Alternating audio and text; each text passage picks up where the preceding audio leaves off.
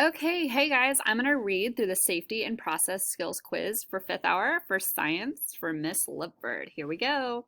Feel free to stop, rewind, or ignore this recording. If you don't want this recording, you do not have to use it. All right, question 1. If you do not understand a direction or part of the laboratory procedure, you should 1. Ask the teacher before proceeding. 2. Figure it out as you do the lab. 3. Try several methods until something works. Also, feel free to pause in between questions if I go too quickly. Question 2. After completing an experiment, all chemical waste should be left at the lab station for the next class, disposed of or thrown away according to your teacher's directions, taken home with you.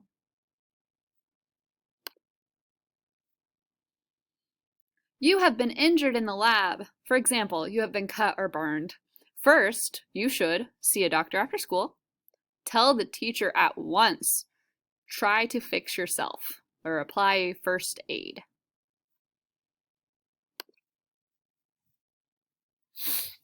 Question 4. Long hair in the lab must be cut short, always neatly groomed, tied back or kept entirely out of the way with a hairband.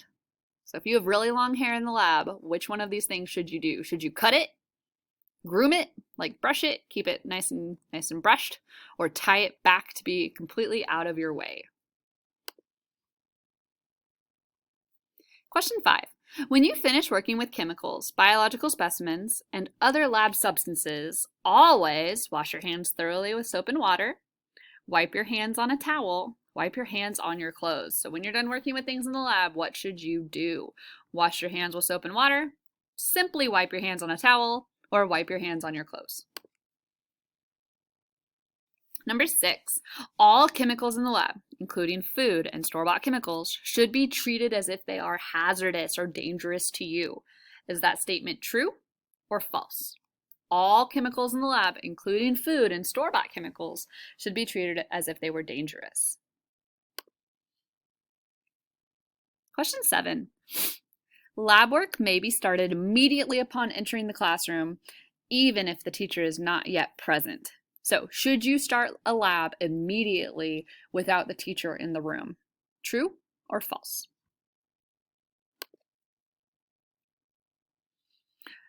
True or false? You should read all procedures thoroughly before performing a lab investigation. So, true or false? True or false? It is okay to pick up broken glass without telling the teacher as long as the glass is then placed in the trash can.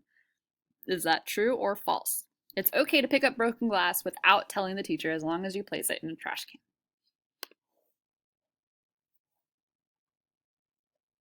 If you smell a chemical, you should hold it close to your nose, use the wafting method, or have a classmate smell it.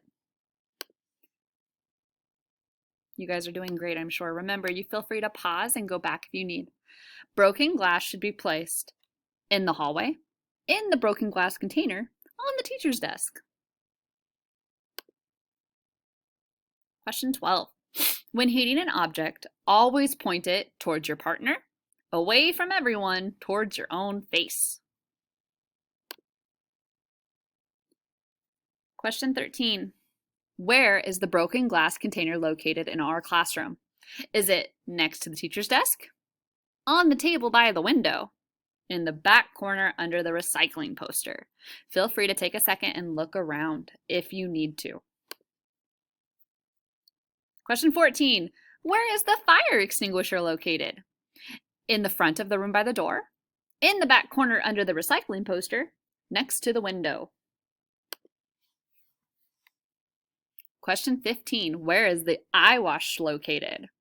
Is it next to the island by the window? Back in the corner under the recycling poster? Or is it next to the door? That eye wash station. It's got the little yellow caps on it. Question 16. Okay, so which of the following terms matches this definition? So here's our word. It's qualitative. Is it observations that are expressed as numbers? a logical conclusion based on evidence and prior knowledge, or observation that uses your five senses. Qualitative, like the quality. Inference, observations that are expressed as numbers, a logical conclusion based on evidence and prior knowledge, or an observation that uses your five senses. And lastly, we have quantitative. Is that an observation that's used as numbers, a logical conclusion based on available evidence and prior knowledge, or an observation that uses your five senses? You will only use each of these definitions once. So if you have two of them that are expressed as numbers, we have an issue. 17. The balloon took 30 seconds to drop. What type of observation is this? Is it qualitative or quantitative? Which one deals with numbers? Question 18. There are 26 posters in the hallway. What type of observation is this? Is it qualitative or quantitative? More numbers. And lastly, question 19. The powder turned blue when set on fire. What type of observation is this? Is it a qualitative or a quantitative? Okay, I know this was long. I'm sorry. Feel free to rewind, go back, stop, pause, anything that you need to do. You've got this, guys. Please raise your hand if you need extra help.